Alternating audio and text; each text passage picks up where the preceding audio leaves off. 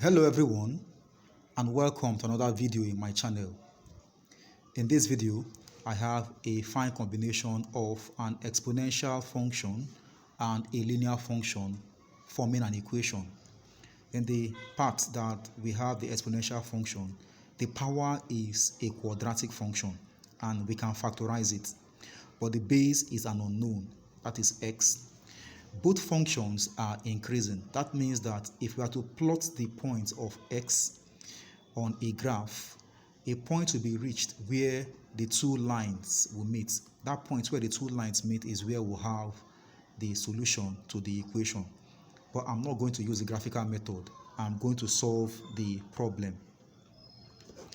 Now, but before I proceed, I would like you to do me a favor. Please like this video if you find it interesting. If you are new to this channel or if you haven't subscribed to this channel, I would like you to do so. I will like this channel to get up to 800 subscribers before the end of this month, December. And if you do subscribe, that will help. I would also like you to share this video to your loved ones because sharing is love and love doesn't cost a thing. And finally, I would like to read your comments in the comment section. When you do these little things, they will help this channel to grow. And I'll be very much happy when you do that. Now, to solve the problem, I am going to apply a property in indices, that is the subtraction law of indices. If I have a raised to power b minus c, it can be written as a raised to power b times a raised to power minus c, provided that the bases are the same. So I will write this in this form. It becomes x raised to power x squared times x raised to power minus 2x plus 1 is equal to 2x plus 1. Now the next thing I will need to do is to remove this minus 2x, and for me to do that I have to multiply the left hand side and the right hand side by x raised to power 2x plus 1. So multiplying both sides by x raised to power 2x plus 1, I have x raised to power x squared times x raised to power minus 2x plus 1 times x raised to power 2x plus 1 is equal to 2x plus 1 times x raised to power 2x plus 1. Good. Now I need to apply the addition law of indices. That is, if I have a raised to power b times a raised to power c, it is the same thing as a raised to power b plus c. This law will be applied here. So this is in this form. I will now have to rewrite it to be in this form. It becomes x raised to power x squared times x raised to power minus 2x plus 1 plus 2x plus 1 is equal to 2x plus 1 times x raised to power 2x plus 1. Good. So this and this can now cancel out. That is the purpose of multiplying both sides by this. I have 1 plus 1 here being 2. So x raised to power x squared times x raised to power 2 is equal to 2x plus 1 x raised to power 2x plus 1. Let me write this term first. That becomes x raised to power 2 times x to power x squared is equal to 2x plus 1 times x to power 2x plus 1. Assuming that what I have here is e, or what I have here is e, I will have taken the lambda w of both sides. But since this is not e and this is not e, what am I going to do? When we check the product, this is a product and this is a product. When we check the products at both sides of the equation, we will see that we can equate them.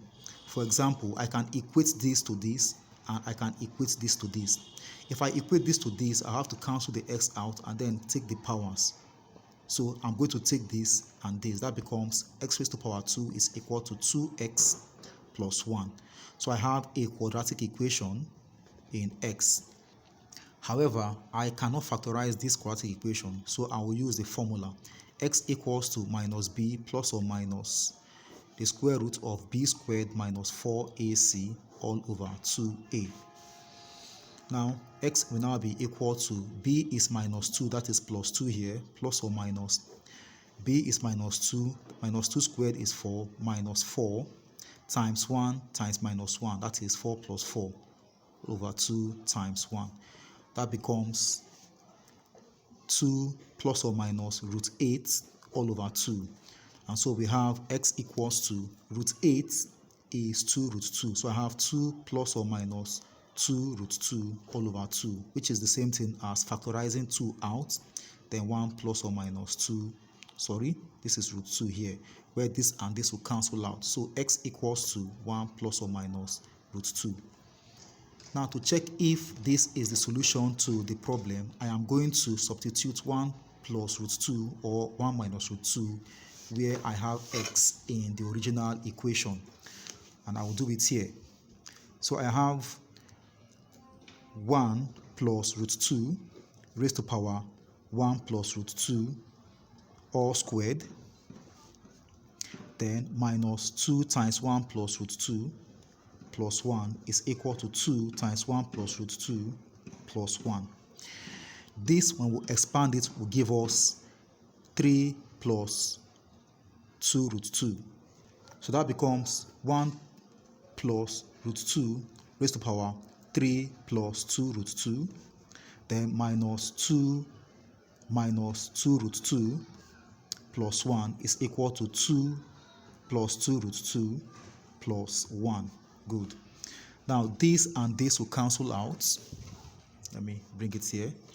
I was saying this and this will cancel out. Then 3 minus 2 is 1. 1 plus 1 is 2.